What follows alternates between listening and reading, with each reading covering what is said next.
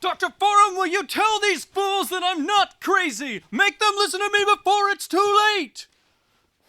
Listen to me. Please listen. If you don't, if you won't, if you fail to understand, then the same incredible terror that's menacing my favorite films will strike at your films! How was the convention? Wonderful. They called me crazy when I read my review. What's the matter? Your Panasonic UB820 broken too? No, thank heaven. I thought you'd never arrive. Then what is defective? Nothing. Then why'd you drag me away from my disc research? You won't believe it until you see it. Could you forget that you're a film doctor for a while? So what do you make of it? What is it? I have no idea. It's data, Crusader. It's vague, like the first impression that's stamped on a coin. It isn't finished. You're right.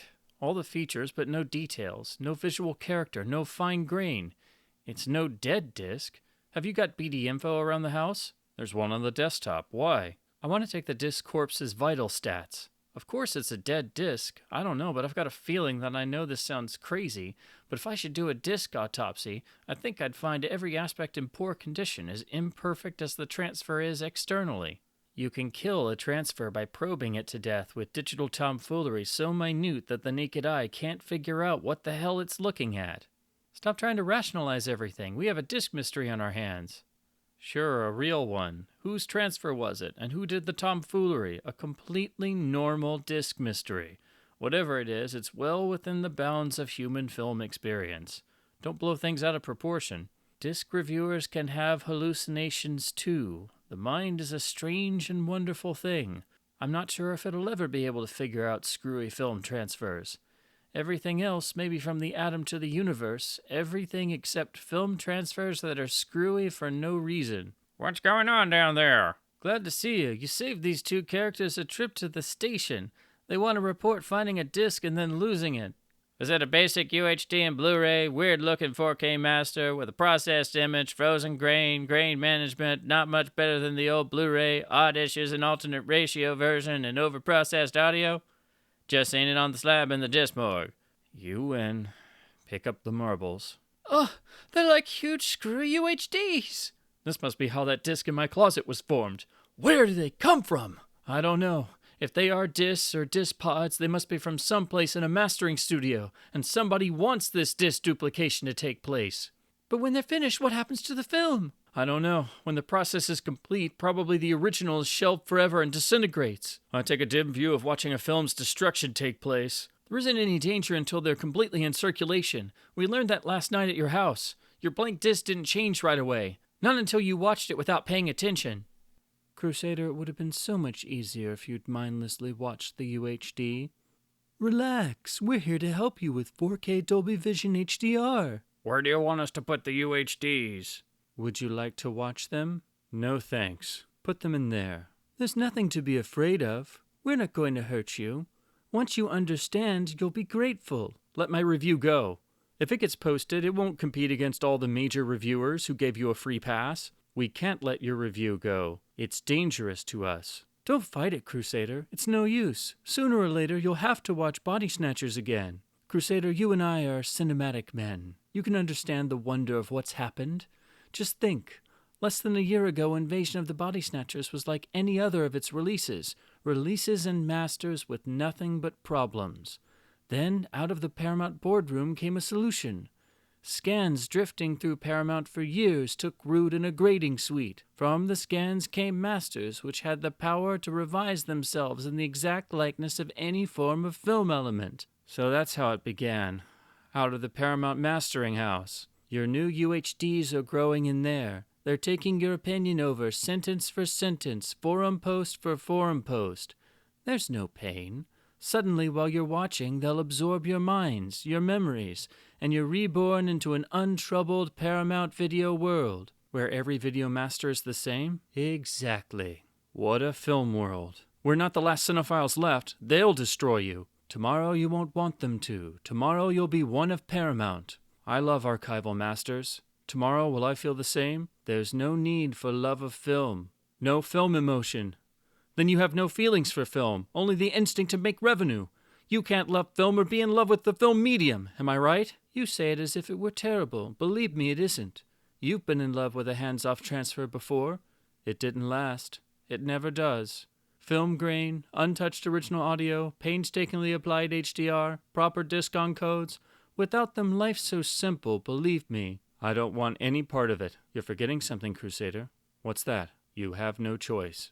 Hello and welcome back to this damnful idealistic crusade. This video is a review of the new Kino Lorber UHD and Blu-ray combo release of the 1956 first adaptation of Invasion of the Body Snatchers from Jack Finney's original novel, produced by Walter Wanger, directed by the incomparable Don Siegel, starring Kevin McCarthy and Dana Winter in their most iconic roles, and it still remains, I think without question, the best of the adaptations of the original source novel. Of course, it's never been seen in its original intended form, as Allied artists made a number of decisions on the original release that did unfortunately compromise the film and caused a lot of the element problems we're still dealing with, and that's what's caused the film's very troublesome and frankly cursed history in terms of its releases and then its home video releases, and the lack of proper restoration done, and also trying to source better materials is difficult if not impossible, and the original negative is long gone. Plus the Superscope process was imposed upon it. And this is all coming after a series of edits and then the imposition of new bookends on the film, plus a voiceover narration. Even the title Invasion of the Body Snatchers was not the original title, nor was it anyone's preferred title, but it has attained an iconic status and a status as an American classic in the National Film Registry, because no matter what Allied artists did to this film, they couldn't completely eradicate the intensive sense of dread that is in every frame, but also the grounding and sense of reality with nice character moments and even flashes of humor that Don Siegel insisted upon. And while that's the element that is most reduced from the original cut, unfortunately, you get enough of it there that you still maintain a sense of three-dimensional characters and a real setting of Santa Mira as if it was a real town somewhere in California. This draws, of course, on elements you find in Jack Finney's novel, but the film makes a number of extremely important tweaks to the story that focuses the narrative, does overcome some of the issues in Finney's original novel. So I think Daniel Mainwaring's screen adaptation in terms of his screenplay is quite adept at taking a very good, promising novel that does have some rough spots here and there, and fusing that into a much tighter narrative that only increases the drama and the suspense and, of course, the horror. It also is a great example of less is more by telling us less of what we get in the book, and some of these elements were lifted by Philip Kaufman for the 1978 remake, which helps to differentiate that a little bit, and that I think is the second best version in terms of the screen adaptations. But I think nowadays the general trend is to sort of prefer the 1978 version because that's the version that keeps getting re-released and has gotten 4K scans and UHDs and restorations and tons of extras and things. And yes, it's a bit more graphic, obviously, and it's in color, but I don't think it's as good as the 1956 version, even though this film was compromised by Allied artists to a certain degree. It doesn't dilute the power of the film, and the tautness of the narrative is unequaled by any of the other adaptations. You cannot talk about Invasion of the Body Snatchers without talking about what Allied artists did to the film. Allied artists was a smaller studio at the time and was very much focused on catering to specific aspects of the general market at the time. And when they had horror and science fiction films, if they were dabbling in that area, they were going to be very much cut and dry horror and science fiction films and not have elements of humor and realism. That was not the focus, and that was seen by them as a big no-no, essentially. So when the edits were done to Body Snatchers, that's what they focused on, was trimming out a lot of what Don Siegel strove for in terms of humanizing the characters, humanizing the story to only feed into the realism of the drama being felt.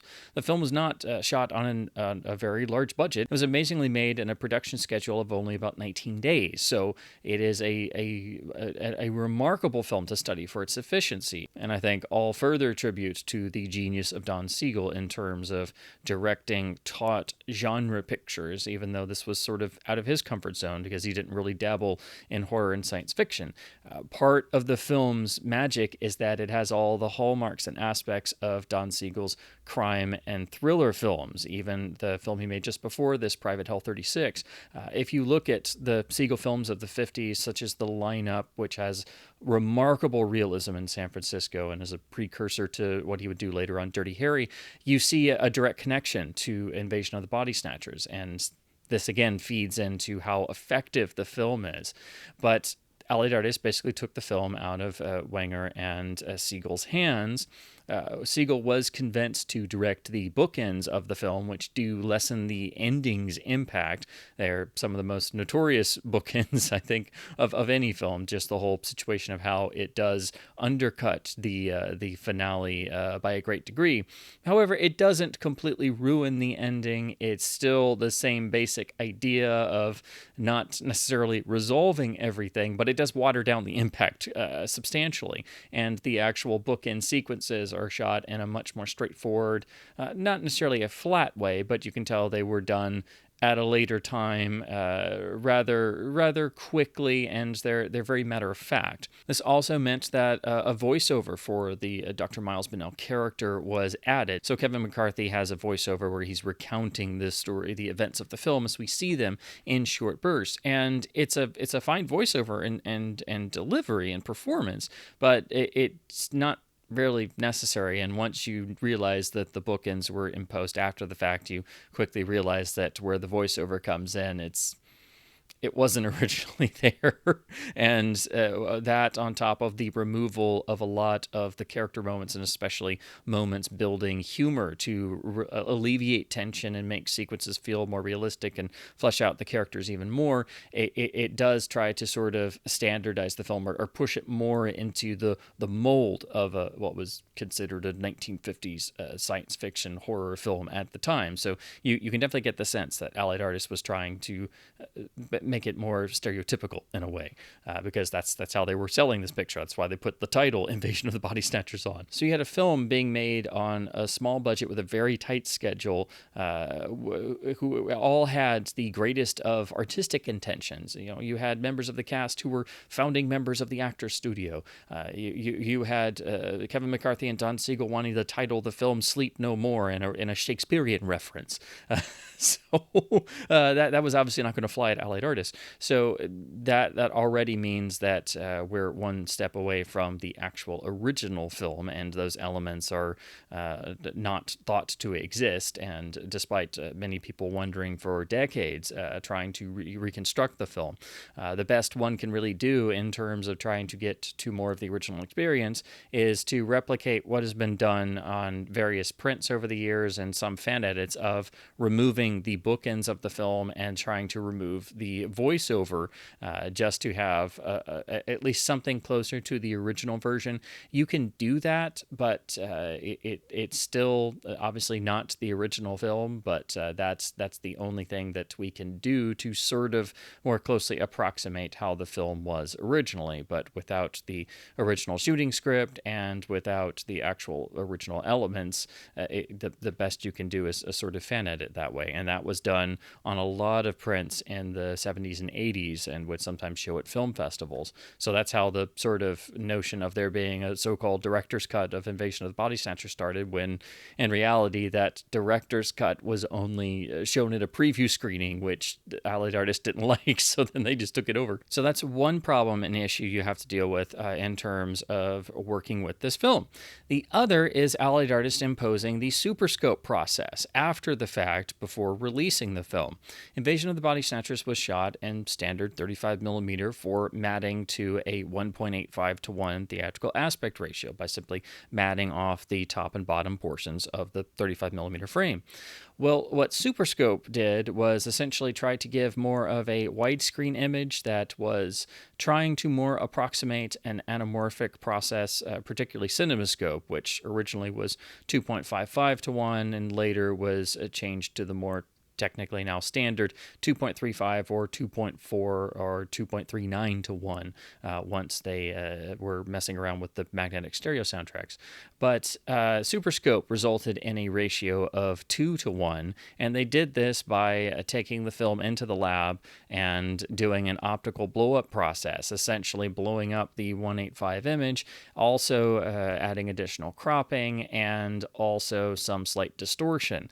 So you had basically a stretching and cropping of the image when it wasn't designed for it, and Body Snatchers was not, unfortunately. On top of this, this is an optical lab process which introduces generational and quality loss, so already you are now at least a generation, if not two, away from your original negative. So if it was a film designed for Superscope, such as Vera Cruz, which is the first major Superscope film, it looks great when properly handled because it was shot knowing it was going to be put in the Superscope process for a particular ratio of 2 to 1.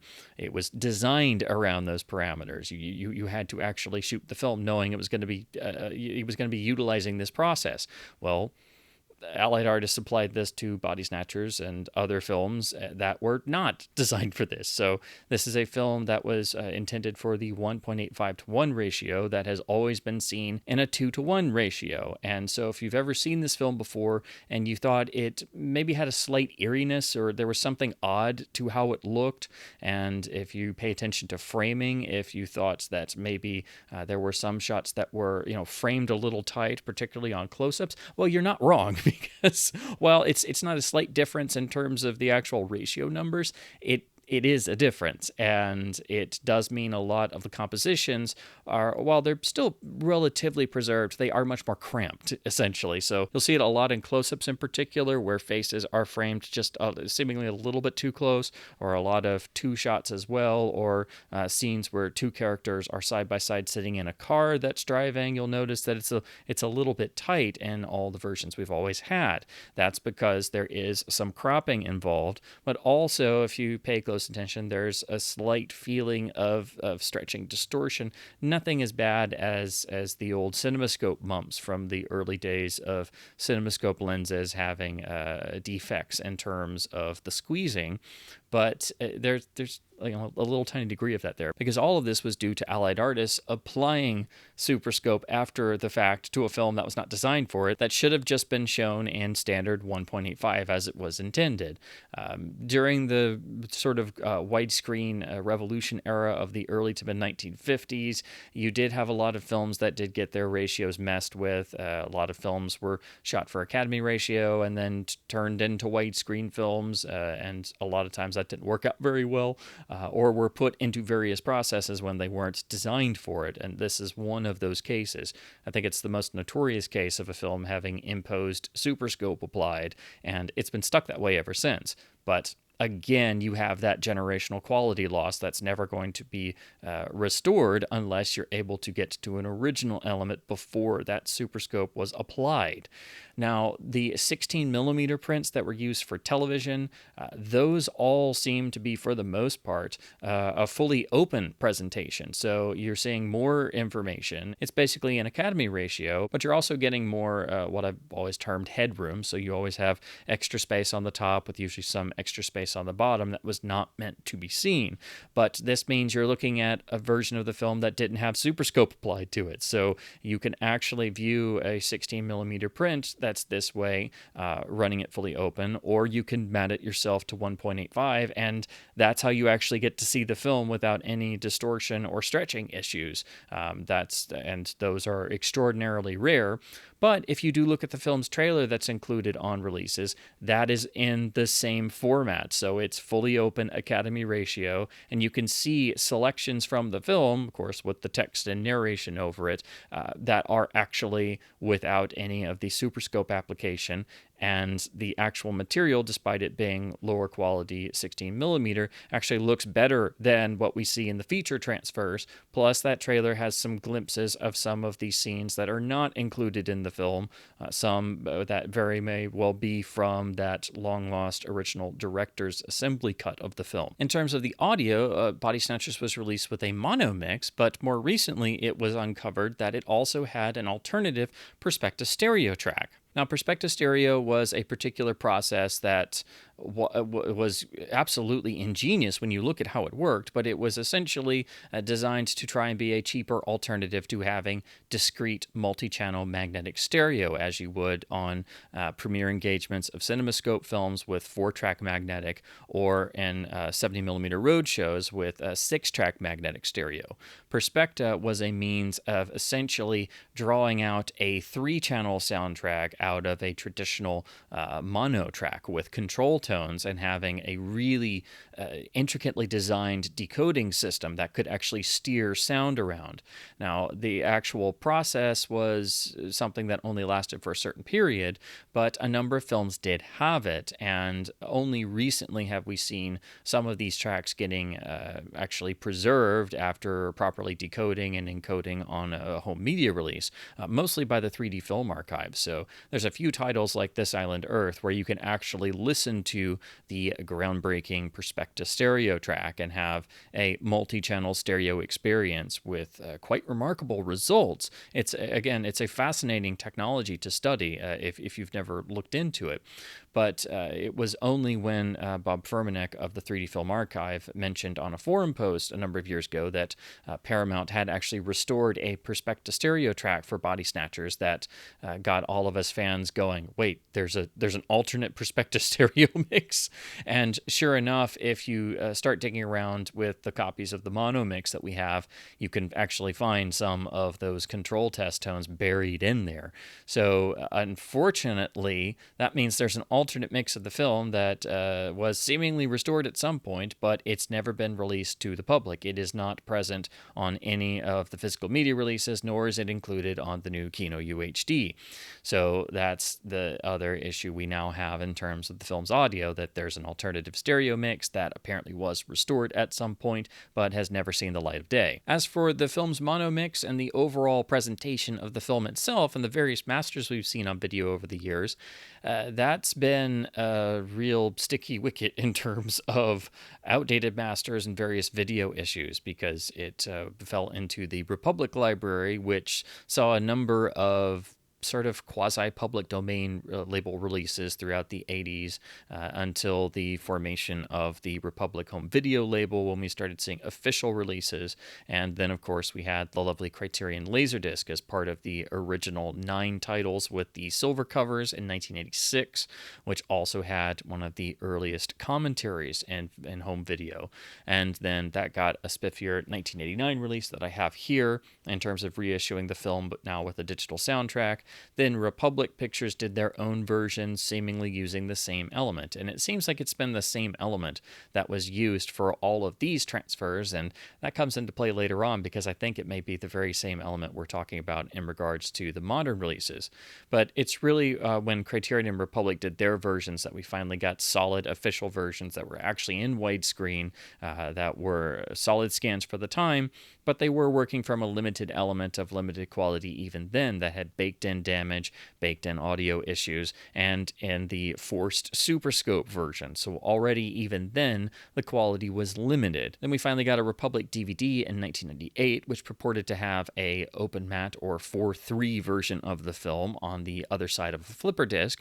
Unfortunately, this was the same old Republic master now in digital form on the DVD, and the open version was actually a pan and scan version of the Superscope version, which just compounded all the problems.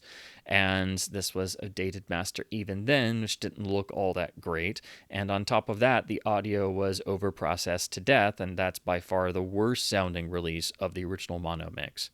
But that's all we had for a very long time. Unfortunately, the Republic Library kind of went into a sort of moratorium state, and then Paramount bought the Republic Library, or sort of assumed the rights. And then in 2006, we started seeing some activity, particularly around It's a Wonderful Life. Well, Body Snatchers was also supposed to get a deluxe DVD release. There were a number of extras prepared for it, and seemingly a new HD master was made around this time. And for whatever reason, this release never materialized or was canceled, and so the extras that had been made went on a shelf. And this master that I'm presuming was made around then also went on a shelf. Then we didn't see any releases of the film until the Blu-ray era, when we started seeing some European releases, and then the first release from Olive, which used a pre-existing HD master, which I can only assume is that Paramount master that was generated for the canceled deluxe DVD release. All of these releases were pretty much bare bones. The Olive release had absolutely no extras, and even then you could see how processed the master had been, how dodgy it looked. It just didn't look all that great, but at least it was better than the crummy old Republic DVD, and the film was finally in HD, but it didn't look so great because it was still the Superscope version, and it was an older master that already had grain management and other processing applied to it, and it seems like it had been done years before, presumably for that canceled 2006-2007 DVD, which meant that any processing would have been more heavy-handed back then versus had it been done in 2010 or 2012 when these Blu-rays started coming out. Then we did get an upgrade to the Olive Signature Blu-ray, which took the same HD master, unfortunately, and recycled it, though with a better bit rate, and did give us all of the extras that had sat on a shelf, and also gave us new extras. So we had a number of commentaries, lovely packaging, a nice booklet, but the same old crummy master with the problems sort of rubbed in your face even more because you were looking at it again, including even having encoding dodginess and frozen grain and all kinds of stuff. And also the mono mix had been slightly processed, so it didn't sound as good as the old Republic Laserdisc edition. This same crummy old HD master was used time and time again all throughout the years, and every time the film popped up on streaming or television, it was always the same master. And then the BFI did a Blu-ray a couple years ago, and they were stuck using the same master, but that one's probably better encoded than the Olive disc and has unique extras of its own, but not all the ones from the Olive disc. So as with a lot of films, you wind up having to have a whole shelf of editions to try and have everything.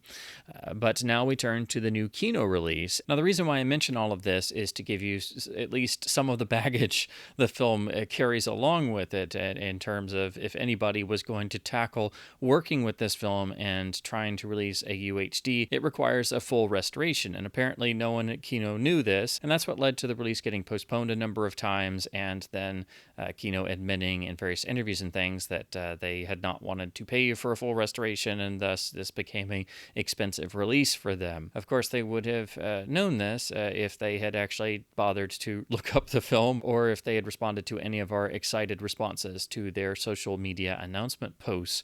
I know I myself responded to their first announcements on practically every major social media platform, asking, wow, did you guys find a better source? How are you scanning something in 4K resolution? The negative's long gone. How are you going to deal with the Superscope? Did you find a non-Superscope element? All this stuff. So not just me, but a number of other people were doing the same. We all kind of got ignored, and then they kind of ran into this themselves. And it's like, well, you should have taken 5 minutes to look at the status of the film, or its elements, or its preservation status.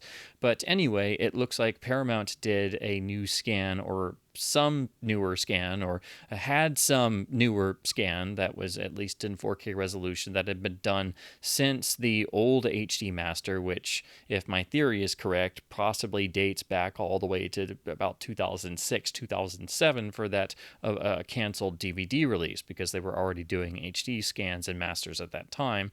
Again, we had the same situation happen on It's a Wonderful Life when they made that super terrible DNR to hell master that was on the 2006 DVD later got ported to the HD Blu-ray. And then we were stuck with that craptastic master for years until they finally revisited with a far better but also imperfect 4K master. And I think we've had a similar situation here with Body Snatchers, just being handled by Kino for the UHD release. So with this new Kino release, you have two versions of the film in two different ratios. One is the standard 2:1 Superscope version in terms of what we're used to and how the film was released. And then the other is in the 1.85:1 ratio from the same master and element. So it purports to finally be restoring the actual image to how it was originally photographed and intended in a matted 1.85 ratio presentation without the imposed Superscope. However, when you actually look at the master and you look at the different presentations, whether it's on the Blu-ray or the UHD, it's clearly the same master. You're just seeing more picture information. So I think what they did was just expose more picture information area in whatever scan this was that they did. And so it's exactly the same, except the compositions are no longer cramped. So you finally remove a great deal of the cropping of the film. But I don't think they really did anything to address the maybe fleeting moments of slight distortion in things. And it's not it's not seemingly an original higher grade element. I just think this is a newer scan of the same source, whatever it is that we've had for all these years being used for the home video masters. It does still have damage throughout. It has a lot of marks and scratches, so this is not a pristine frame-by-frame 4K restoration by any means, and this is a film that certainly deserves that. It deserves the royal treatment and the whole red carpet rolled out for all aspects, and it didn't get that once again.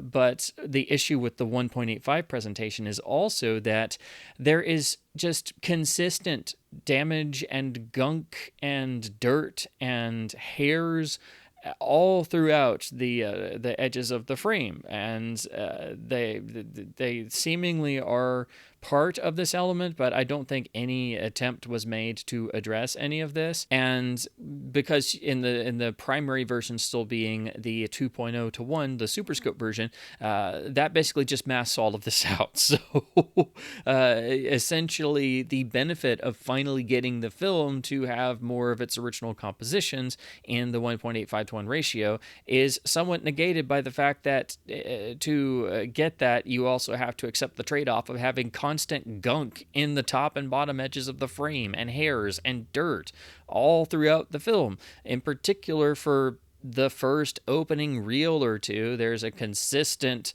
glob in the top right of the frame that never leaves and almost starts to give a sort of irising effect to the upper right corner of the frame. And this gets accentuated in HDR when you're looking at it on the UHD. So that's a trade-off that I was not quite prepared for. Although, if you go back to, say, the Criterion Laserdisc, you'll see some bits of dirt and crud in the edges of the frame from time to time. So that leads me to once again think that perhaps we've just been seeing different masters of the same element all this time, just increasing in resolution and scan technology. But to talk about the picture quality of this right off the bat, you have to look at the two different ratios, and essentially with the 1.85 presentation, you're just getting more picture information. It is otherwise the same identical master. It's the same exact picture, you're just getting more on the top and bottom of the frame as you were always intended to see. So you finally don't have to deal with a lot of the shots feeling a bit cramped, but you have to see all kinds of gunk and hairs on the top and bottom of the frame for the whole feature, which is just frankly ridiculous. This is also a Kino Lorber release, who are becoming increasingly worse at disc encoding, especially since they've claimed to switch to a cheaper authoring house in terms of who's doing the encoding. So when you have multiple versions of a film on the disc sharing space and thus sharing bitrate, and it's a Kino release and a UHD, you definitely are a bit leery going in. Thankfully, this has nothing like the issues of the worst offender in this regard, which is their unbelievably poorly encoded UHD of Fear and Desire from the Library of Congress restoration, which has a version that is just macro blocking city. But it does have a lower bit rate for both of the versions of the film, whether you're looking at the Blu-ray or the UHD. On the UHD, the bit rate is averaging between the 40s and the 60s, with some spikes here and there, but one would wish they had just chosen one ratio or had two different discs. But it's at least solidly well encoded, but as I'll get into in a minute, there are so many issues with this master to begin with that having a lesser bit rate, by it being a Kino disc with not so great encoding and two versions sharing the same space on the same disc, it's just one thing stacking on top of another to increase the craptastic factor, unfortunately.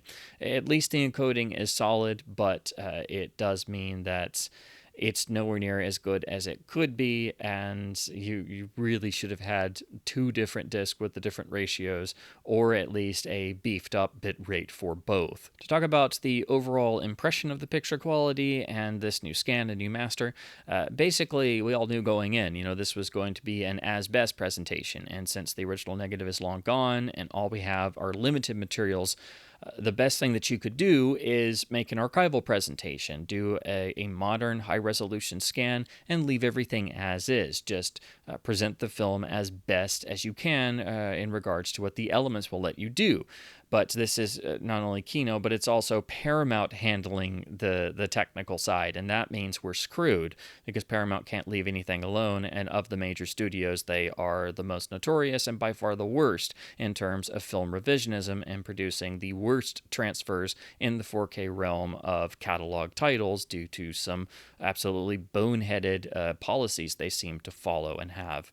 So this means that this master, while it's some sort of newer scan and is technically better and more impressive than the super old processed HD master, has itself been processed with degrees of grain management and other such stuff going on. But also, the overall image appearance is so weird and hard to pin down that myself and most others in forum discussions and online still can't quite figure out what's going on with this transfer. So right off the bat, in terms of just the overall effect, it is seemingly a newer scan. It is technically better than the ye olde HD master from, I think, probably about 2006 that had grain management and was processed to death. But this master itself, while it's technically better and has the seeming appearance of greater detail, really doesn't have all that much greater detail, has had some great management, but also has the dreaded frozen grain effect pop up right in the opening bookend. And you'll see it sporadically throughout this transfer, whether you're looking at the UHD or the Blu-ray, it doesn't, and it's in both ratio versions because they use the same master.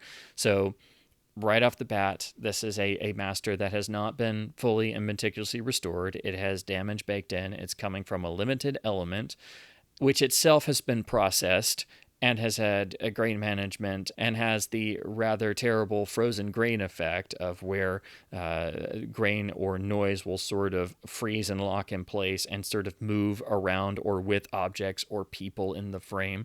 It's right there in the first shot of Kevin McCarthy in the opening bookend of the film, and you'll see it pop up sporadically throughout. It's nowhere near the worst offender for the frozen grain effect that I've seen. The worst of all time is still the Paramount 4K restorations of The Godfather. In particular, the UHD of the first Godfather film has the absolute worst example, I think, of this frozen grain effect that you can see on any major release. But it also usually will rear its ugly head when a disc doesn't have very good encoding. So this disc not having super great encoding and having two versions sharing the same disc is only going to magnify any issues inherent in the transfer. A number of reviews have surprisingly noted that there is some frozen grain in the transfer, and I was surprised because usually they don't mention this. I kind of felt like I was driving myself nuts by seeing this all the time on a lot of transfers and not seeing that referenced in reviews. But I've seen a number of other reviews say that there's frozen grain rampant throughout the transfer, and also highlighting how noisy it is and how weird it looks. Well, there's really only certain moments that exhibit the sort of frozen grain effect. Some of that is actually exacerbated by looking at the 1080p Blu-ray by having this 4K master down converted to SDR. It seems to sort of, unfortunately, add to that appearance a little bit compared to the UHD presentation. But I think what a lot of reviews are sort of picking up more on is the fact that there's quite a lot of noise in the transfer, and it seems to be more of an electronic noise in addition to how the film is also being processed in this master. And it's very clear and obvious that well, it's also coming from Paramount. They simply can't leave things alone. So this is not an as-is presentation. It has the appearance at first of being an as-is presentation, but apparently somebody at some point decided to start messing around with what's in their digital toolbox, and really they should have just left it alone, and we could have had at least the best as-is presentation of the elements that survive and the best quality possible. Well, we didn't get that. So you have Paramount doing some of their tomfoolery with the master itself, and then Kino doing some further things and just throwing it on a disc and putting two versions of the film onto a single disc. It leaves a lot of room for error and mistakes and things to pile up on one another. So this is a hugely compromised presentation that is technically better than the old HD master, but it would be very difficult to not have anything that was better than the old HD master. However, I could understand why some people would actually wind up preferring just sticking with the old olive Blu-ray of the HD master, because it's at least seemingly a bit more consistent in its overall appearance. It doesn't have as many ups and downs as this new master. There are moments in this new master that look downright atrocious, and in particular, there's a shot or a moment towards the opening of the film outside of the Grimaldi's fruit stand where Kevin McCarthy gets out of the car, and the car has kicked up some dust to look after the boy who's just run across the road. And that whole shot just becomes a wall of weird, odd noise that is not grain, and it just looks bizarre. There are moments in this transfer otherwise that look finely detailed and about the best we've ever seen the film, and then other shots that look surprisingly devoid of detail. So it is obvious we're still coming from limited elements, and this is not obviously the original negative, and I just don't know what they've been scanning all this time in terms of the home media releases, but it certainly doesn't seem to be a version of the film that has fully escaped the Superscope-izing of it, and somehow they were able to, I guess, just scan more of the visible picture area to give us a 1.85:1 presentation. And this is all guesswork because they don't tell us any information. All we get is it's a new 4K master with Dolby Vision HDR, and Paramount did it. So with it being Paramount, you know Paramount's going to Paramount somehow, and Paramount really Paramounted on the previous HD master, overprocessing it to death. Either option, sticking with one of the old Blu-rays or getting this new UHD or the Blu-ray of the 4K master, either one is limiting. Neither is what it should be. Both have drawbacks and problems, and neither is a complete restoration of the film, and both are coming from limited elements. But of the two, I do have to lean towards the 4K master. It is technically better, and it doesn't have the drawbacks of the old HD master, but it has a lot of drawbacks of its own. The black levels do seem more pronounced, but also there is a degree where it seems like there may be a bit cut off, which has led a lot of people to say that the overall appearance does seem to have moments of the crushing of black levels, which I can certainly understand, but there is a much better grayscale and overall balance of the black and white image, I think, in this new master versus the very sort of washed out appearance we're used to with the crummy old HD master and all the previous versions of the film. In fact, this 4K master, I think, gets back to some of the more hands-off I guess, for lack of a better term, the more slightly filmic quality of the earliest masters, particularly the widescreen Laserdisc, which were basically direct transfers of the particular source they had. And I think it's the same source we've been seeing all these years, just tweaked and manipulated and put out on different formats all this time. So this... Unfortunately, I think this is the best we've seen so far, but it's been so compromised by how it's been handled that I can understand why some people might not think that it's an upgrade. It is in a lot of areas, but it has a lot of trade-offs. So again, we have a master in this 4K presentation on both formats, UHD and Blu-ray, that has significant moments of frozen grain that pops up sporadically. There has been grain management. There is consistent damage throughout. You will see lines and marks and scratches throughout the entirety of the transfer. Most are small, some are large, but they are consistently there.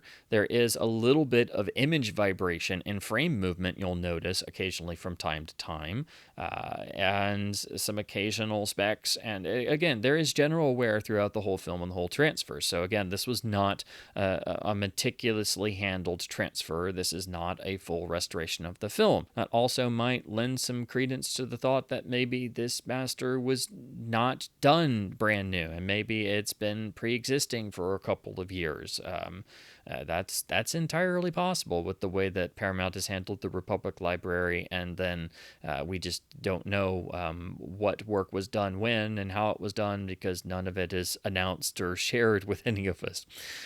But also, you will see in the 1.85 presentation even more damage and materials visible in the frame that are simply masked out of the 2.0 to 1 Superscope version. So if damage bothers you, you're stuck with the Superscope version still, because if you select the 1.85 presentation, you're going to have to deal with gunk in the frames and big hairs all throughout the transfer. Some of this, unfortunately, may be baked into the element, and that would be understandable, but I'm sure some of it could have at least been somewhat addressed. Or at the very least, they could have been more upfront and honest and said, well, this is all we have, and it's not really the true original presentation. So if we give you a 1.85 ratio, you're going to see a lot of gunk in the edges of the frame.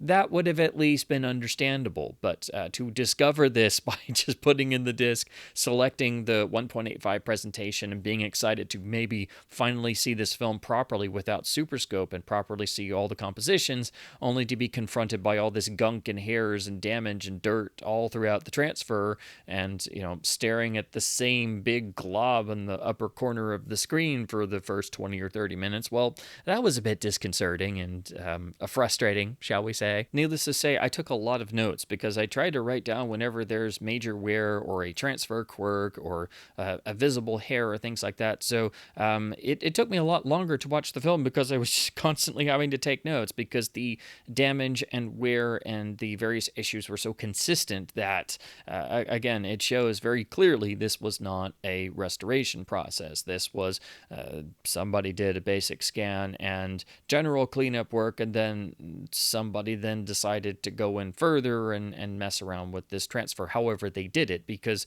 again, the overall effect is so odd that nobody can quite get a clear consensus on what may have been done, but it's certainly been processed in various ways. Overall, it looks far better than the old HD master for most of the transfer, but then it has definite moments, the big one being outside the fruit stand, that really stand out as being just completely weird and terrible looking. So it is a very uneven master, to say the least. One would expect that coming from a limited element, but had this been left alone and we actually had gotten a best as is presentation, if they weren't going to properly restore the film, that would have at least all been acceptable, to have a lot of variation in the image. But again, this is Paramount, and Paramount working with Kino.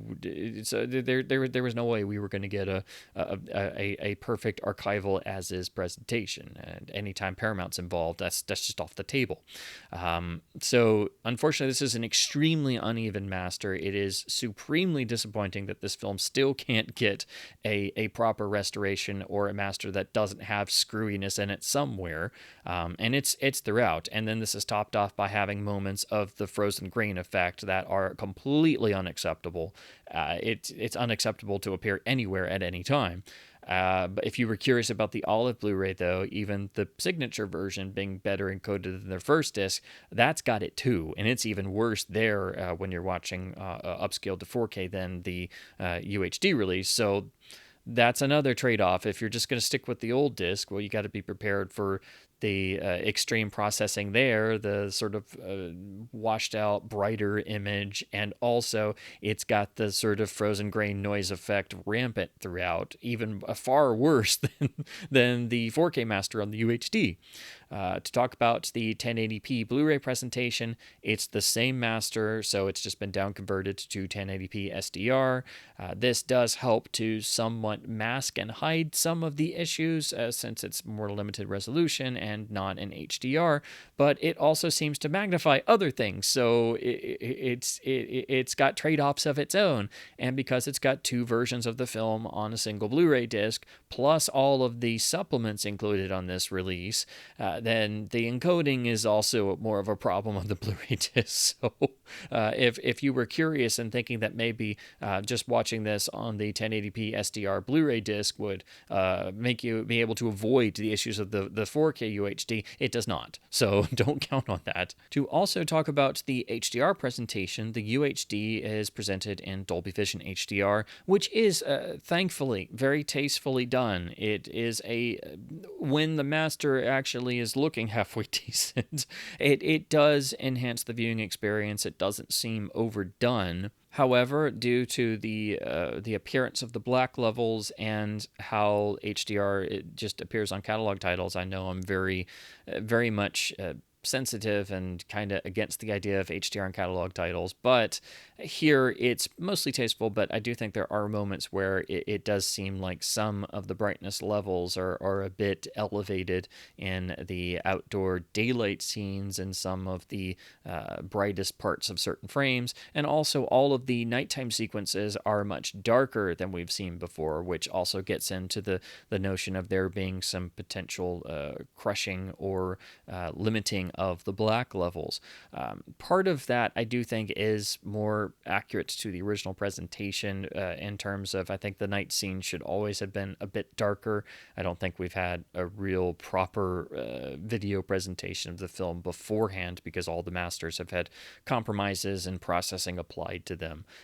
So I do think it is good that the nighttime sequences are finally a bit darker looking, but they're probably a little bit too dark. So yeah, I do have a little bit of quibbles with the HDR presentation, but it is mostly very tasteful, and at least it's Dolby Vision, so it's allowed to be more nuanced versus HDR10 only. And then we turn to the audio situation, which most people have just sort of written off, but unfortunately, the audio is just as big of a problem here. As I've mentioned before, there is apparently an alternative Perspecta Stereo mix that was supposedly restored by Paramount a number of years ago. That is not included here, so once again it is not available to the public at all. Kino did have a representative say that apparently they tried to look for this after fans asked them a lot of times, and that it just simply couldn't be located or people didn't know anything about it. So I guess at least somebody looked into it for a minute, but the notion of there being a restored Perspecta Stereo track did come from a very reputable source, Mr. Furmanek of the 3D Film Archive, who has overseen Perspecta Stereo restorations of many titles. So I'm sure it does exist, and it does need to be properly restored to the film and actually released. But that means all we have on this release is the mono mix of the film. And one would think that the film getting some sort of newer master and a 4K one at that with HDR that the audio would get some love and get a fresh transfer and also be properly restored.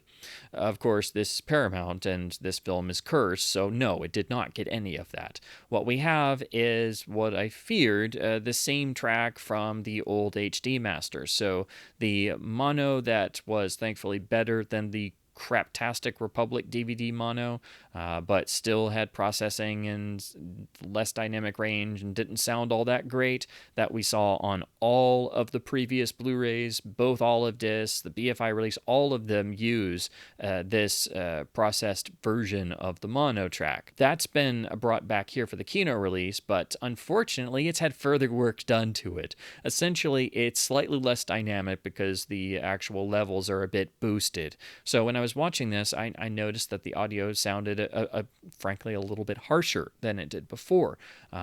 So once I looked at everything closely and I was looking at waveforms and things, especially, you don't even have to do that. You can just do an A-B back and forth comparison between the Olive Blu-ray and the Kino UHD or Blu-ray, and you'll notice very quickly it's the same audio, but the Kino is louder and less dynamic. So it's actually a downgrade in the audio. So it's a already not very good sounding version of the mono mix, but now sounding even worse. So this is the second worst sounding release on home video, only behind the worst sounding release, which is the old Republic DVD, where the audio was overprocessed to death. In addition to the loss of dynamic range and the track being a bit louder compared to past releases of the same track on all the Blu-ray releases, thus the track on the new Kino release sounds harsher, there's also been additional noise reduction applied. So it's basically further processing the same track once again, and so you have an even greater loss of detail, and that's very much apparent when you compare the two directly.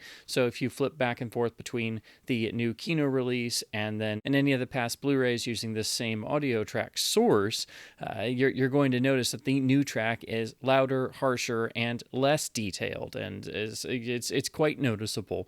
So if you think the audio sounds a bit harsh and obviously of lesser quality, it's not just because they have limited elements to work with. This track has been manipulated and processed time and time again, and if you go all the way back to the Republic Laserdisc, that's the only way you get basically the source audio transferred straight, and the amount of detail that is restored is quite stunning. So honestly, all of the noise reduction was pretty much unnecessary. Yes, there are some trace defects and things going on in the Republic transfer, but that was pretty much a warts and all transfer, but it is by far superior to everything that's come since, and if it was properly restored, all you'd have to do is a little bit of light cleanup and restoration work to that track, and then leave everything else alone. Unfortunately, people have been way too heavy-handed and produced manipulated versions of this audio, all of which sound inferior, but while at least the audio on the modern releases in terms of the Blu-ray and the Kino versions sound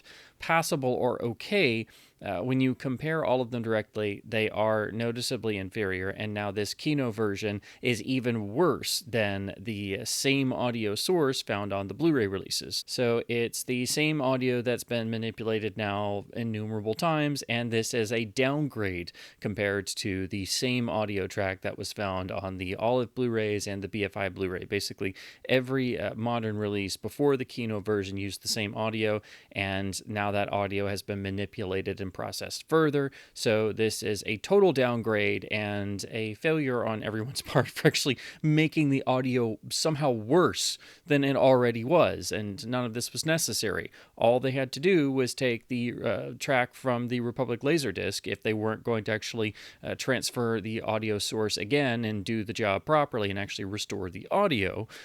But even if you just took the Laserdisc track as is and applied it to this release, it would be better. And so that's what all of us fans are going to have to do, is take a capture of the Republic Laserdisc audio and sync it to the new Kino release. So this is yet another disc that, unfortunately, you can't watch the actual disc you purchased and enjoy it properly because it's not done to proper technical or restoration or preservation standards. So fans have to make their own release, and you have to then synchronize your own capture capture of the best audio source you can find, and then either watch this version that you've made on a new disc copy that you've burned or on a hard drive that you have in your own home media server filled with all of your custom fan-made editions to fix studio and label problems that are caused entirely due to the fact that people just don't care about getting things right, it seems. So basically, you can actually get this track without any major processing applied to it if you get the old Republic Laserdisc. So that was unfortunate. Once again, a film gets some sort of love in the new scan or quasi-restoration department, but the audio doesn't get any, and in fact, they took the already not-so-good source and made it worse. So this is a downgrade in the audio compared to the Olive releases, so definitely hang on to that for that, in addition to other elements, such as the extras that were dropped for this release, but it at least would have been understandable if we had the same audio track recycled from the Blu-rays, but the fact that somebody felt it necessary to process the audio even further and make it sound worse is just unfortunately the situation we find ourselves in time and time again with catalog titles in 2024. So while I do think the picture quality of this release is an upgrade in a number of areas despite the extreme dodginess and weirdness of the processing of this transfer and how it's been handled, the audio is an absolute downgrade. This is actually worse. It's a worse version of the same audio that was on the Olive Blu-ray releases. So to talk about the artwork and packaging, the film comes with, of course, a slipcover replicating the original US one-sheet artwork.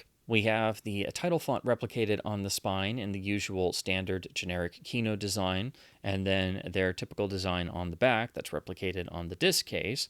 And as you can see, this does a generic credit that this is a brand new master from 4K scans of best available 35mm elements. And that should tell you going in that you should be expecting limited quality, but they really need to actually start giving us more information, even just a blurb about whatever the source is. I mean, Criterion would do that back in the Laserdisc days in the 80s, at least give us 2 or 3 sentences on the back and a little tiny paragraph. You know, it's not like we're asking for much, but you know, it's difficult to figure out transfer weirdness and processing when all we get is a generic blurb like that. Then, of course, we have the list of the supplements there. Then you slip the limited slipcase off, and again, these will always sell out rather quickly as they're limited, and they have become highly collectible for people who love slipcovers for some reason. So if you are a slipcover fan, you do have to purchase Kino UHDs sooner rather than later because they don't reprint these. The actual case replicates the same design as the slipcover, except we do actually have reversible artwork, as Kino does occasionally, and you'll have to actually check all of these. You never know if it's got reversible art or not. But we do have a very striking alternative poster image, which I believe is taken from a foreign poster, which Kino likes to do. So that is a nice touch. That was unexpected. I don't think it was advertised that it had reversible artwork, but it actually does. And then we have the 2 discs inside of the 2 different formats with the generic Kino label. Although if you'll look closely, I think you can see on camera the actual color and printing of the labels is a bit different. The UHD disc has a certain color cast to it, which looks a bit weird. That's just something I always notice when I look at these two, but yeah, there's even some variation on the standard label for some reason. So to go over the supplemental features, we have 4 audio commentaries. Most were pre-existing. 2, in fact, appeared on the Olive signature disc. But so the first of those is, of course, the vintage commentary recorded originally for that canceled Paramount DVD, where Joe Dante talks with the film stars, Dana Winter and Kevin McCarthy. It's a beautiful track. It's full of basically them cutting up and talking about the impact of the film and how the actors are reflecting on seeing this film all these years later, and Joe Dante being a super fan and also being a longtime friend of Kevin McCarthy. That's why McCarthy is throughout Joe Dante's filmography. It's a wonderful track. It's a shame it was shelved for so long, but it's great that's been ported over here. Then we have the excellent track that Richard Harlan Smith also did for the Olive signature disc. It's an incredible commentary, so that's fantastic that that's been ported over. We've also got a really solid track by historians Steve Mitchell and Nathaniel Thompson, but the real draw here in terms of what's actually new to the disc is, I think, that the best of the actual Kino exclusive supplements is the commentary by Jason Nye, who does a fantastic track. And what's great about it is that none of these tracks really overlap.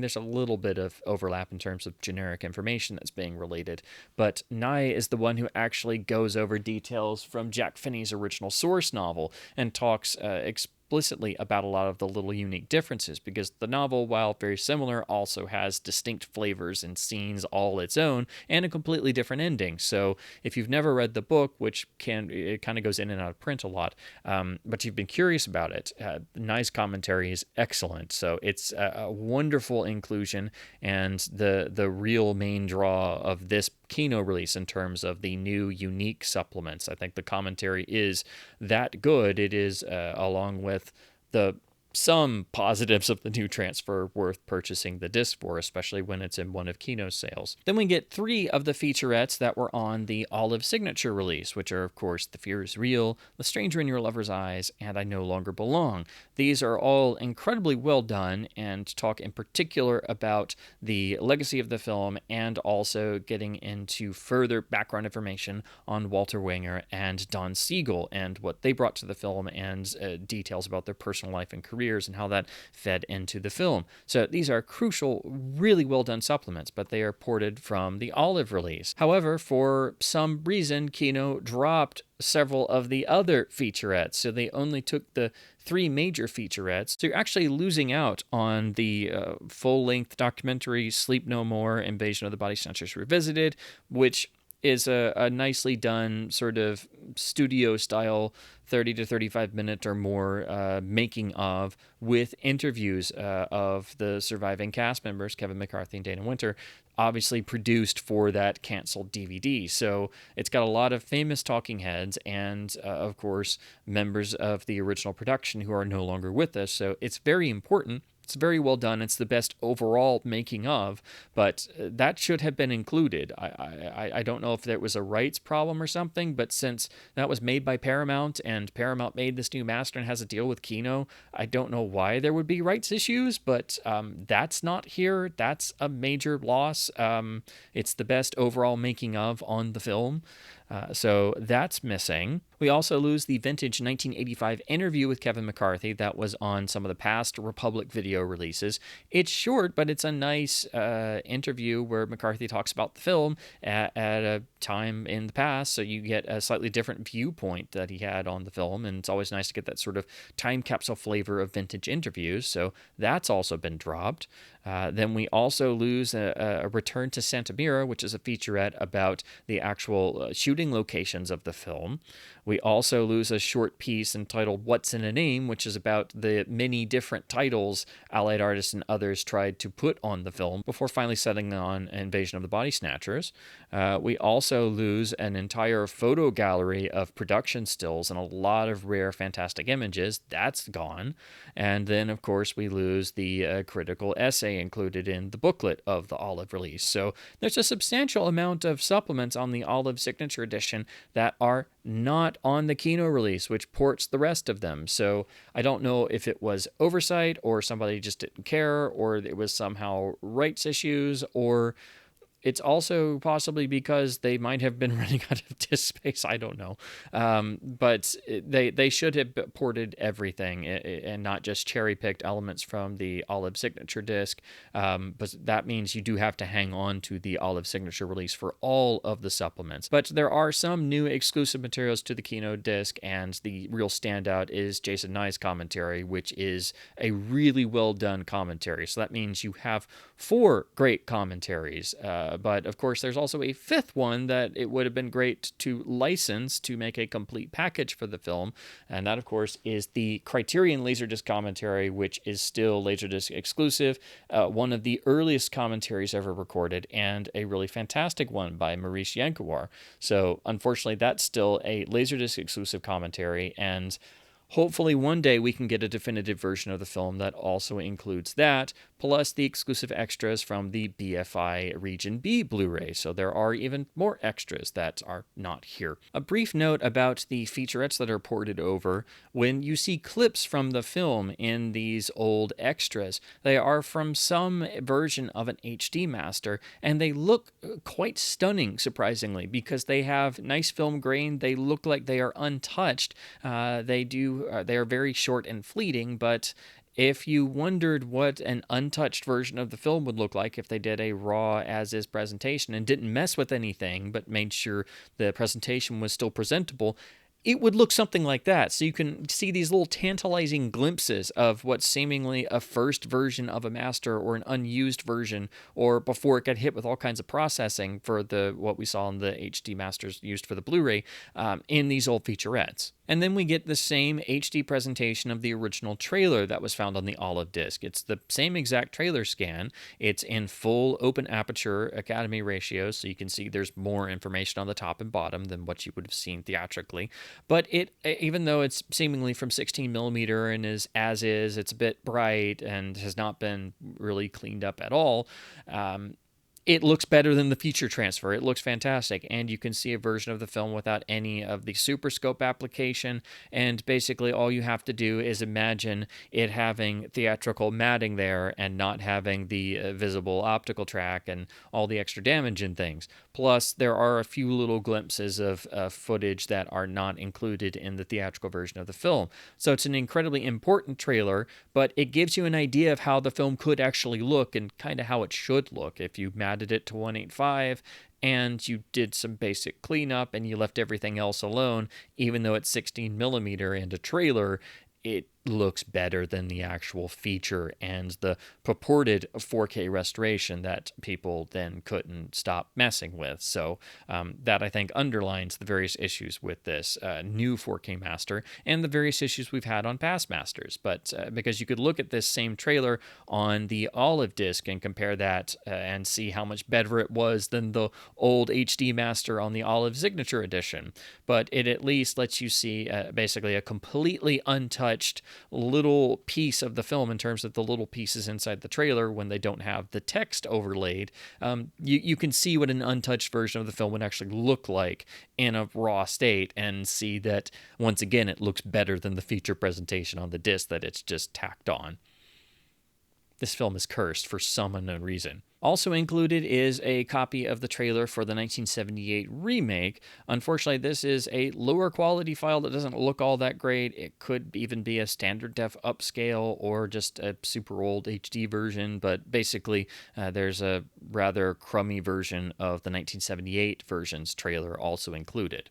So that rounds out the supplements on this release, and again, one has to highlight how many that were dropped from the Olive Signature Edition for unknown reasons, and that means you do have to hang on to the Olive Signature release, and also if you want every last extra, there are some exclusive ones on the BFI Region B Blu-ray. So to have all of the supplements in terms of what's been released on physical media, you need the Kino UHD and Blu-ray, you need the Olive Signature Blu-ray, you need the BFI Region B Blu-ray, and you need the Criterion Collection Laserdisc, particularly the 1989 reissue in CAV that I have behind me. You need all of those to have every supplement. This film is cursed. So to try and summarize all of that, this is a hot mess of a presentation. This is not at all what we should be seeing or hearing in terms of the film finally being given proper 4K treatment and having new work done to try and properly present it and get away from the entire history of its releases on physical media all being compromised and coming from limited elements and being processed and stuck in dated old crummy masters with usually compromised audio and not necessarily the greatest of extras, and then finally getting a lot of good extras on the Olive release, which itself had the same crummy HD master and compromised unaddressed audio and was not a good presentation. Limited elements are one thing. It's understandable there's going to be variations in the image due to obviously the original negative being long gone, the film having the Superscope applied to it, it not being the director's original vision, nor it being the original cut of the film, having the allied artist changes and such. But at the very least, we should be able to get a best as is possible version of the film, replicating the original 1.85 ratio, hopefully getting away from the Superscope version of the film, and also presenting the elements in as best quality as humanly possible with what exists. We didn't get that. This is an extremely compromised presentation that unfortunately is still better than, I think, the old pre-existing HD Master, because that was really crummy. But again, it's also more consistent than this new 4K Master, so each one has its trade-offs. At the very least, this new 4K Master should not have any examples of frozen grain. It should be properly encoded. The visible damage throughout the whole transfer should have at least been slightly addressed. So should have the vibration and frame movement. I think the HDR could be a little bit better and addressing the possible issues with the black levels, but also there should not be the over-processing of the already processed not very good audio. There should have been a complete restoration of the mono mix to where it at least sounds as good as the 1991 Republic Laserdisc, which is the same audio source it seems, but without any major tampering, and it runs circles around every version that's come out since. So even if they just took the Laserdisc track and slapped it on there, that would have been better, because that's the best audio for the film that I know to exist. And again, it runs circles around everything else because people didn't mess with it. So overall, I considering what exists and all the problems this film has had in both its original release and how it was compromised in various ways, the elements that survive, and its home video and physical media release history and the transfers it's had, this is your best option on a technical picture level, but you do go in knowing there are severe drawbacks, and all of them were unnecessary. They could have all been addressed had this been done by, frankly, people who cared about getting things right and treating the film properly. Not to single anybody out, but if this had been Arrow doing a 4K scan on their own, handling the elements as best as possible with what exists, we wouldn't be talking about any major picture problems, because they actually really tried to get things right. It's also usually a bit easier when a third party is doing it instead of a studio doing the work. Or if it had been another studio other than Paramount doing the work, we wouldn't really be talking about this degree of problems, because it's Paramount. And as soon as we figured out this was going to be a Paramount scan master, it's like, oh boy, strap in, buckle your seatbelts. There's no telling what this is going to be like, because Paramount's going to Paramount. Ultimately, I think the selling line of this release is that it's not as bad as it could be. If that's any sort of inducement. I had to look at this thing over and over again, because it's still just is quite baffling. It's difficult to figure out exactly who did what where to this master. Again, some even theorize it may not even be a new master, and the image looks so frequently weird that it's quite possible it could be a pre-existing one done maybe a couple years ago. But it not being handled the greatest on the disc side of things, it just compounds some of the issues in the source master. Plus, it drops a number of really important supplements from the Olive Signature Blu-ray while porting others, and all the modern releases have a copy of the film's trailer that always looks better than the feature presentation. And I don't know about you, but I think that just screams giant problems if a as-is rough copy scan of a 16mm open trailer looks better than the feature transfer on not just Blu-ray but also UHD. You have problems, and that's not talking about there being element issues. This was never going to be perfect, because you do have these element issues baked in, but they don't need to be magnified and made worse. And again, the audio is a complete downgrade from the already not so great audio on the Olive Blu-ray. So I do think this is technically the best you can do for picture, but with a heck of a lot of drawbacks, all of which were unnecessary. But do keep your Olive Signature Edition or track down a copy of that if you don't have it. That way you get all of the other supplements and the slightly better version of the audio, or you can also pick up the BFI Region B Blu-ray for its extras, and it should have the same version of the audio because it uses the same old HD master. I would also recommend getting the Republic Laserdisc for what I've found is probably the best version of the original mono mix, and the Criterion Laserdisc for its extras, its fantastic historically important commentary, and the most hands-off transfer of the film. Ironically, of all the releases of the film, the Criterion Laserdisc is the one that had the most care put into it. It's the one where every element is as good as it possibly could have been. And the original release of that disc is from 1986. This is the 1989 repressing that just adds digital audio. Otherwise, it's the same discs and the same contents. And this is the one that I'm actually most happy with because everybody really tried, and it's got great unique supplements that have not been ported to any release, and it's the most as-is print scan without anybody messing with anything. So if you want the most hands-off presentation, even though the audio isn't as good as the Republic Laserdisc, you have to actually get the Criterion Laserdisc, which again, the work in the actual original release goes back to 1986. The Criterion Laserdisc is the one release where everybody tried 100%. Every other version has compromises and drawbacks and various issues, and this is just crazy to think, but that's the irony of this. When I stopped and thought about it after digging into all this all over again and looking at the new Kino release, it suddenly struck me the Criterion Laserdisc is the one time where everybody fully tried 100%, and that was back in 1986. Why can't we have that again? Why is this film cursed to never get a perfect, as best as humanly possible presentation with really great extras, great encoding, great audio that hasn't been messed with? Why can't this film ever get a home run, essentially? And for whatever reason, it has been cursed all of this time. So I hope this has been at least somewhat helpful to people considering upgrading to the UHD release for Invasion of the Body Snatchers, or fans of the film who have been curious about the new 4K master and if it addresses any of the long-standing issues with the film. It does, and then it certainly doesn't. It is just a complete mixed bag of a release. It has incredible drawbacks while also having enough positives to still make it really important. It does have some new unique supplements that I think are really great. Again, it's really the Jason Nye commentary that I think is exceptionally well done, that further makes your dollar well spent on picking up the UHD.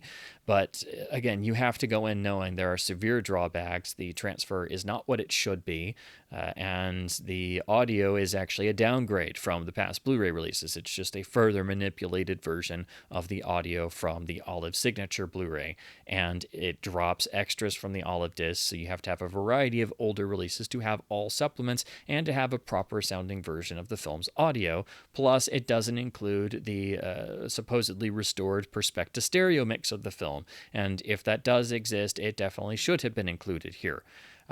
Ultimately, this is a release people will have to pick up for certain reasons and certain positives that I've discussed in this review, but mix and match with older releases, still having a variety on your shelf to have everything, and also one has to hold out hope that maybe somebody else will take another stab at Invasion of the Body Snatchers and hopefully break its long-standing curse and get everything right and really try to do so, because we've not really seen that in modern physical media. It's just been one screwy master and compromise after another. So unfortunately, that's where the film stands right now, and I don't know if anyone is going to step up to the plate and try to tackle such a film with a long-standing history of issues and element issues and problems and limited elements, but it definitely needs to be done. The film deserves it. It is one of the great American films. It's one of the greatest science fiction films ever made, and it still remains the first and best adaptation of Invasion of the Body Snatchers on the big screen. It is a masterpiece of the cinematic medium.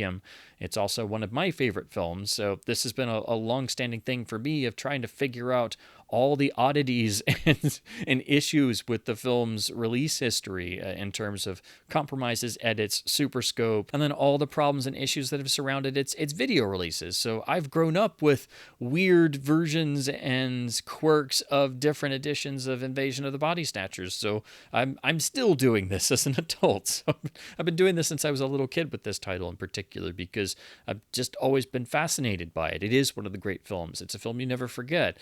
But also, when you start researching its production history, you start finding all kinds of things out and wondering, well, why was this done? And can we ever get the original version properly restored? And could the original negative somehow still exist somewhere? And why is every video version screwed up somehow? So it's not a new thing for Body Snatchers to have issues. So that's why I've always felt the film is cursed to a degree, and that's why I keep echoing that here. So unfortunately, the curse on Invasion of the Body Snatchers has not been broken yet, but there are enough positives in the newer master on the Kino disc and having a really solid new exclusive commentary that does make this worthwhile, but do understand that it's really the best you can do in picture with a hell of a lot of drawbacks, and you're going to have to mix that with audio from past releases to have a better audio track, and also have past releases to have all of the supplements for the film. So you still have to mix and match between different releases. This is not a one and done. This is not the upgrade that it should be, nor is it the proper restoration it should be. So, as always, I hope my babblings about classic films, masterpieces like Invasion of the Body Snatchers, and defective modern masters and screwy physical media releases has been at least somewhat fun and informative. I wish I had more positive things to relate, but this was a crushing disappointment for me. This is a title I have hoped practically my entire life would properly get restored and treated with the utmost respect. It never has. I don't know if it ever will. The film seems cursed to be stuck in all kinds of various problems and issues that date all the way back to the 1956 theatrical release version. So I don't know if it's ever possible that we can see the film get better treatment, but I certainly hope that it will happen.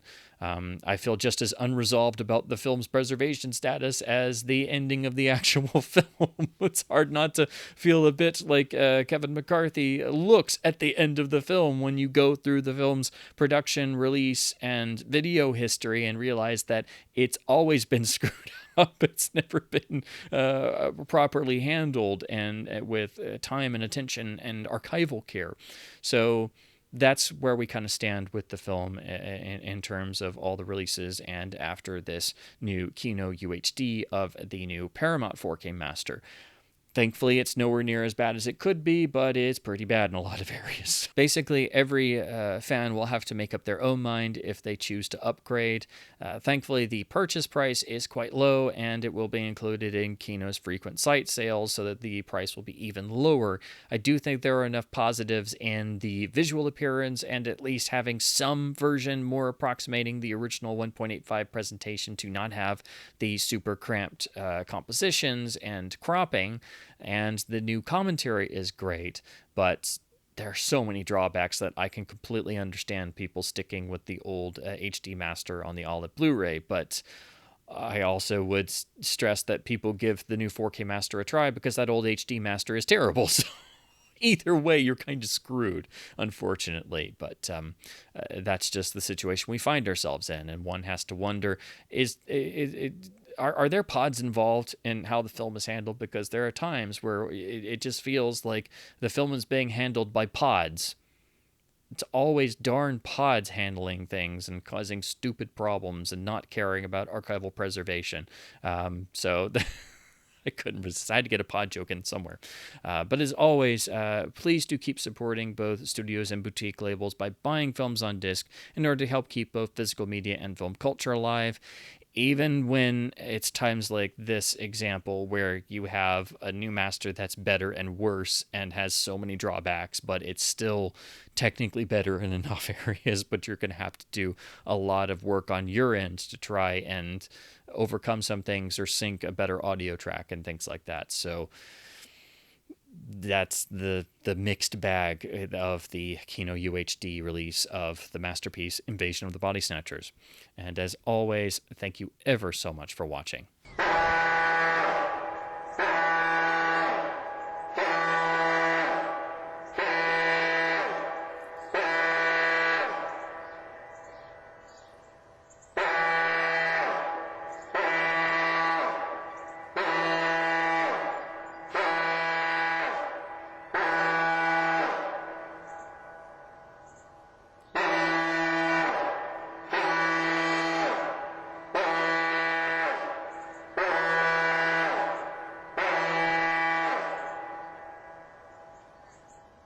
I've been afraid a lot of times in my life, but I didn't know the real meaning of fear until I had watched the UHD. A moment's viewing, and the film I loved was an unnatural Paramount master bent on film's destruction. That moment's watch was death to Body Snatcher's soul, just as it had been for To Catch a Thief and The Godfather and Once Upon a Time in the West and all the rest. Their 4K masters were now host harboring an alien form of film, a Paramount form which to survive must take over every catalog title. So I ran.